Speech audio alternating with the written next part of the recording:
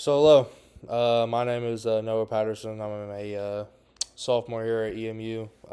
Today I'm going to be talking about the social learning theory that was primarily associated with or generally created by the fellow by name of Albert Bandura, which overall explains how people learn to communicate and adopt behaviors by observing others rather than solely thoroughly directing it based off their appearance or experience of their overall view.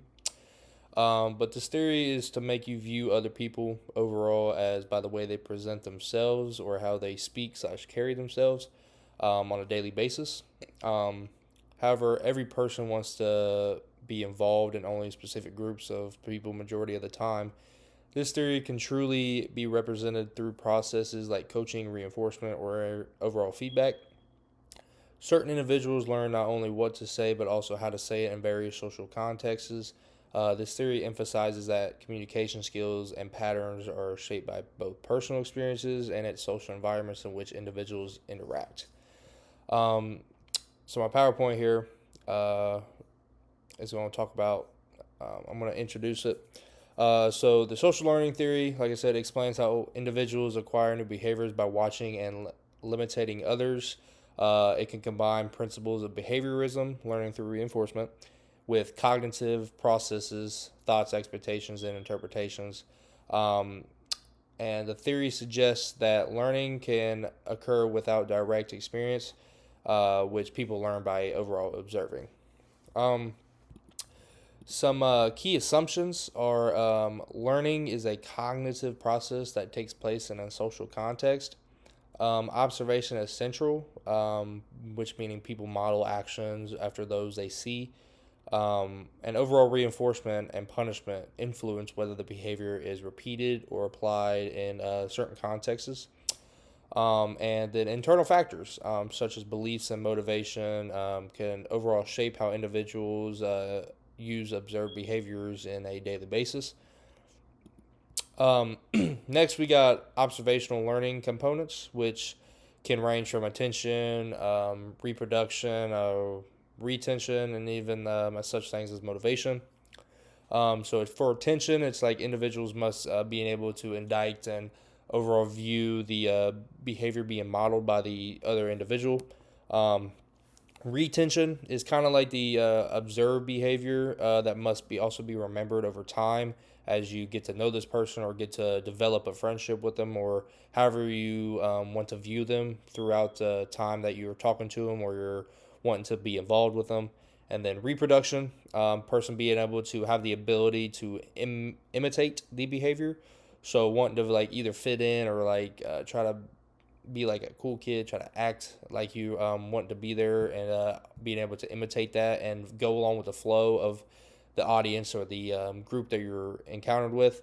And then overall motivation. Individuals needing a reason to internally or externally being able to repeat the behavior. It's not like that you overall just get the intention to want to. It's like you got to have that motivation in order to want to do it.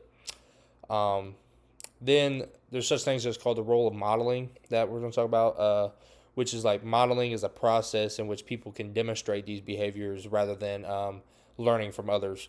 Um, which these models can be like parents, teachers, peers, and public figures, or even characters in a movie or media. Just depends overall on what you're trying to imitate or trying to overall be like. And then the more relatable respect to the model is the teachers and peers, which are more likely being able to adopt this behavior on a quicker mindset. Um, but like some types of models are like the live models, which are individuals who physically demonstrate a behavior.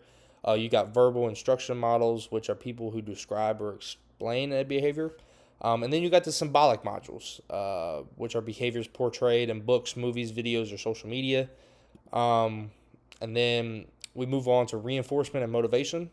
Reinforcement does not need to be direct. Vigorous reinforcement occurs when an individual witnesses others being rewarded or punished.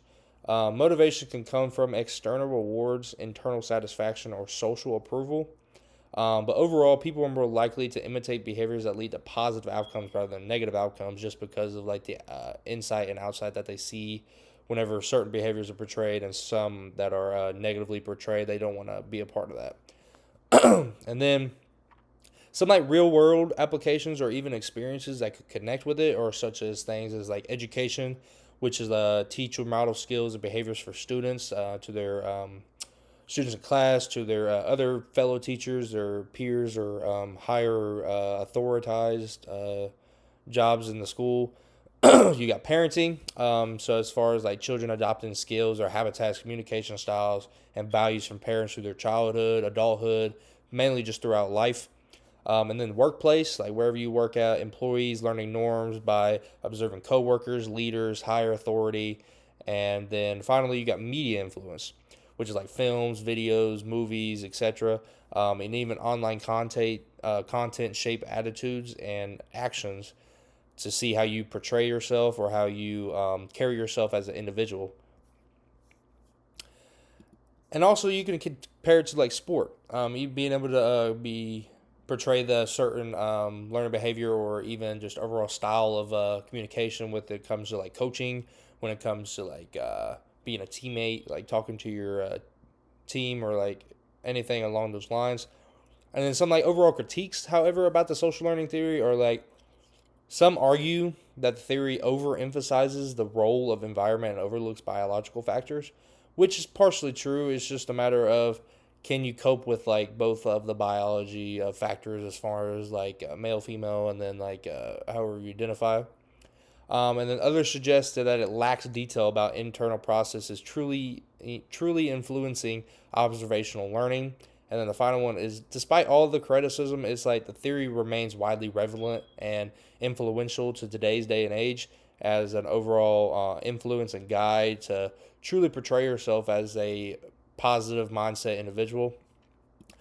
But as we begin to wrap up, the social learning theory highlights the powerful impact of observation and social environment on human behavior and daily way of carrying yourself. It also principalizes help and explains how people learn, adapt, and make decisions every day. And then overall, being able to understand these concepts that can improve education, communication, and personal development, and the way you carry yourself on a daily basis. Um, but thank you for tuning in. This has been the social learning theory, which is a very nice theory, very interesting, and very informational depth. And you do this on a daily basis, and sometimes you never really notice it. But thanks again for tuning in. This has been Noah Patterson. Like I said, sophomore here at EMU, and take care.